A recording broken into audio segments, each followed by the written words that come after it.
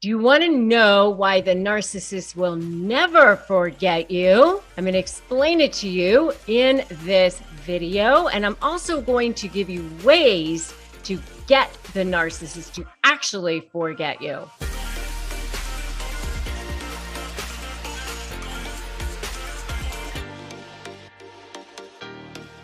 Hey there, I'm Rebecca Zung. I'm an attorney. I'm also a narcissist negotiation expert, and I've helped thousands of people break free from the chains of these toxic relationships, and I want to help you too.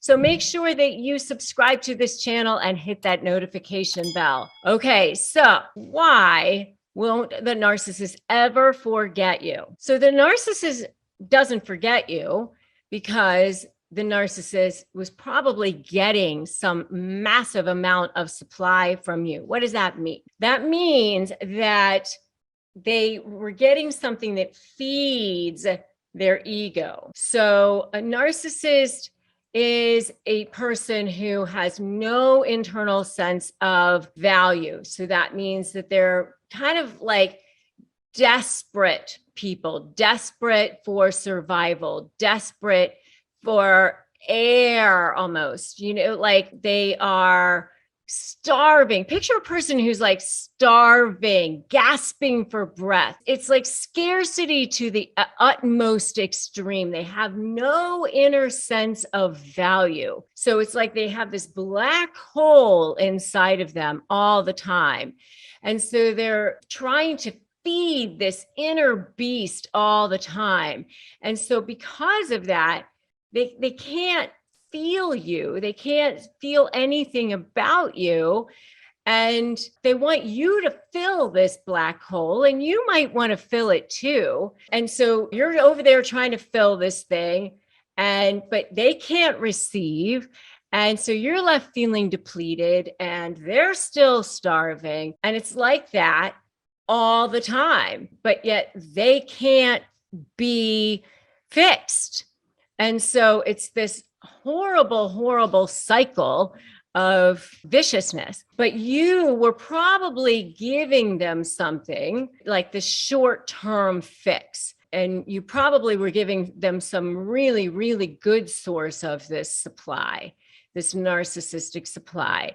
And if you were giving them a really good source of narcissistic supply and then walked away from them, then they are having a hard time forgetting about that.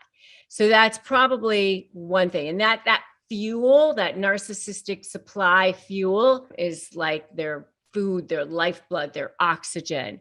And if you walked away from them, they aren't going to easily forget about that.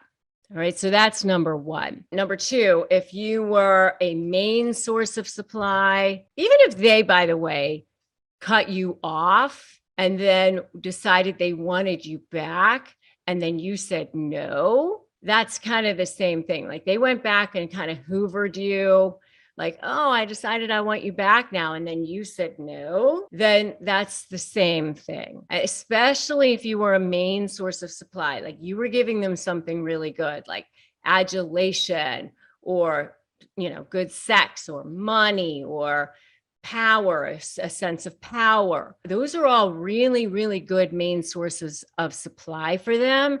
And so they go back and they try to get that back, then they're going to have a hard time forgetting about you. Believe me, they will remember everything about you, every detail, every little thing. And they're going to try to find ways to get you messages, even if you are ignoring their messages, you're ignoring the direct messages or whatever, they will put a link about you in their Instagram bio, or they will create a Spotify playlist that's like a message to you about your relationship.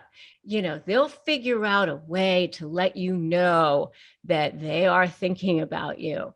So those are ways that they'll let you know that they haven't forgotten you. And they will use, number three, the information that they have about you to manipulate you and control you. So they might say things like, how is your family? Or how's your mom? I heard that your mom is sick. Or I heard that your brother is graduating. Or I heard something about your dog or something like that. They'll let you know that they're still watching you, or that they heard from a friend about something about you, or they'll tell a friend to get a message to you, or they might even send something to you, just to let you know that they're still around, that they are still thinking of you, that they're still in the air, just to manipulate you or control you. Or they might even drop a little message to let you know, oh, I was sick or something like that. Or, oh, sorry, that wasn't meant for you. That was meant for somebody else. I'm fine. I'm fine. Just to kind of play on your sympathies. What's going on? Oh, no, I'm fine. I'm fine. I'm not your problem anymore. Something like that, just to mess with you, try to play the victim, things like that, manipulate you, control you, something to that effect. Number 4 is they will keep track of your every move and use it against you later. Oh, I saw that you went to this party. I understand that you were driving around over here. I understand that you saw this person. What were you doing there? How come you were talking to this person? I thought that you were having a hard time getting over our relationship. How come you moved on so quickly? I saw on social media that you were dating now. How nice for you. Things like that. They're watching you, tracking you, seeing what you're up to. Oh, I understand that you started a new job. They're watching every move. Oh, congratulations on your new promotion. Things like that. They know how to push your buttons and exploit your weaknesses. And they might even continue to harass you. They might even drive by your house. They might continue to stalk you. I know I've seen narcissists who would sign up for magazine subscriptions for people. All of a sudden magazines would start showing up at their house that they knew that they hadn't signed up for, even explicit ones, or bouquets of things, or things would show up at their house. Sometimes it could border on stalking, by the way. So I would definitely check out my video called This is What Emotional Abuse Looks Like. If you do think that you are a victim of domestic violence, I will make sure that we have a link to that below here as well. And I do have videos on what it means to go gray rock and 10 tactics that narcissists use to train you to comply. I would definitely check out all of those things. Definitely go gray rock for sure. And I want you to put that in the comments, gray rock, because the more you continue to give them supply, the more they will continue to come around.